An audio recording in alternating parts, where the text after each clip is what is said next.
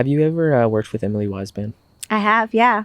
We had her on not too long ago, and we asked her this question, and I feel like I need to ask everybody this question now that we have on. But I asked her, where are you at with God right now in this moment of life? And you can be totally honest. She was so honest with us. Yeah. I bet she was, for sure. I listened to her episode. It was very, very emotional, very powerful. I think that it's hard. I mean, I think that we're good. There's so many ways that I fall and I'm not good enough for him. I mean, every day you kind of end the day and you're like, I could have just been better, talked to you more, turned to you more. And I always feel like that. And it's always a wave, Mm-hmm. But I do think that I just feel the Lord and see the Lord all over my life. And it's the craziest thing. And I mentioned earlier, like I suffered with really, really bad anxiety and depression, and I still do. But there was a point in life where it was ruining my life. I was ground floor, level 0. I was having 5 panic attacks a week. I was completely paralyzed in fear, and my body was reacting to some stuff that had happened when I was a kid, and I didn't know what was going on, and I was just hopeless. And the Lord was there, and he never moved. He was the only thing I had to hold on to, and he still has not moved from that place in my life. And so no matter what, when I feel like we're really close, or I'm straying away, or I get busy, it's just like I know that he's there and his arms are open and waiting for me. And I'm just so grateful for the way that he's been in my life and how he has transformed it and brought me so much peace. So I feel comfortable saying that, knowing that it's like any relationship that like ebbs and flows, and I know that I can always be better, but I also know that he's always there for me. It's interesting because like the whole like depression, anxiety thing is a really it's a big topic with a lot of people that listen to this podcast. Mm-hmm.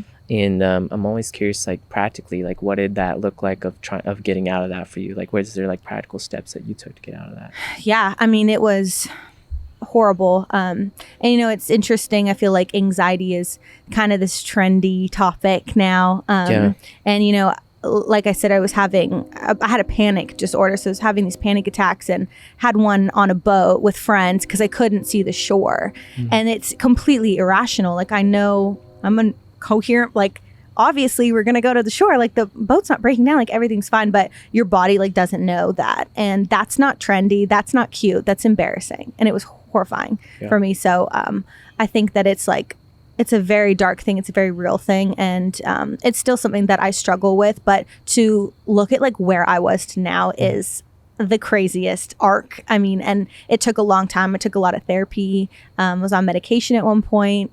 A lot of prayer, a lot of turning there, and time, I would say. Just kind of opening the can of worms, I guess. I mean, there's so many things I think in life that you just like don't want to think about and don't want to deal with, and this happened, but we're going to keep it over here. It's still there and it weighs you down. And so I think with therapy and all of that, you're just opening it, and it's really, really hard at first, but it also, there's so much freedom, there's so much weight off your chest with it. And I highly suggest everybody go. Yeah, I love that. Thanks so much for being vulnerable with that too. Of course. It's like, I know it's a hot topic to talk about, but appreciate you sharing that. Of course. You're so cool. Thank you. So are you. No, thank you so much. I wanted to backtrack just a second because, you mentioned, like where you're at with God, and like kind of this like thing of like feeling like I'm not good enough and stuff like that, and kind of going through that roller coaster. And it's like I feel like a lot of people go through that, like this idea of not feeling good enough. And I think there's some truth that the Bible shares that like we really are not so good people. Yes. Like look at Adam and Eve. I mean, like I'll be the first to admit too, I'm a stupid idiot, like dumb, like I'm a broken man, dude. Absolutely. But there is beauty knowing that Jesus came to make us perfect. Yeah. So that I say this a lot, but like Jesus was that bridge where now when God looks at us, he sees his perfect son, and he sees perfection. So it's this kind of battle of trying to be good enough, but also like knowing that you already are good enough. Yeah. It's so easier said than done. And I think that's where like the mental like stuff comes in too. For sure. And I think it just gets in the way. I think there's so many people that are like, oh, I'm going to burst into flames if I walk in the church, or I've been a bad Christian, I can't go to church. Or it's like whenever you feel like you're neglecting something, to like turn around and look it square in the face, there's a level of shame that we feel. It's just human nature. And so to really understand that the Lord is like arms open waiting for us. He's not angry at us, and he just wants us to come back. He just wants to reconnect. That's like a hard thing for us to even conceptualize.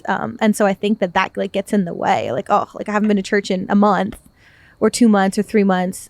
Like I can't go now. Like, I don't know. I think that can just stand in the way for some people. So to really realize that there's a song that is so incredible. And in it, it's love me or hate me, I'm not going anywhere. Leave me or take me, you still bear my signature.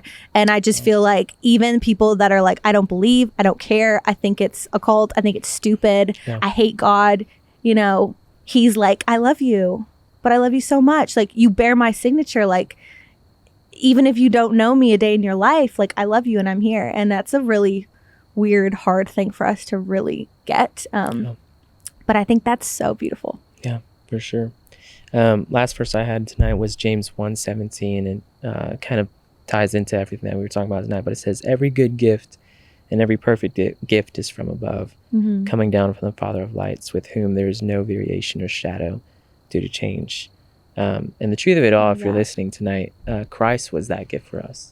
Christ was that gift for us. And I see it so much in your music, just how you relate it to faith, and also just like when people look at Madeline, they see that there's a bigger connection to that. Like for Ryan, we don't know you like that. Like, we're not like besties and stuff like that. But now we are, but we can see so much of that in like your music. Thank you so much. That's really why we wanted to have you on tonight, because you're inspiring a lot of people just through the lyrics that you're writing and who you are as a person. So we're stoked for you. Thank you so much. That's such a huge compliment, at the end of the day, that if you see that in somebody, I mean, you just see like love and light and kindness. That's really what you're seeing. So thank you so much for saying welcome. that. Hey, thanks for watching that video. If you liked that one, you will probably like this one right here. Feel free to check it out, and make sure you're subscribed to our channel for the next video. See you guys.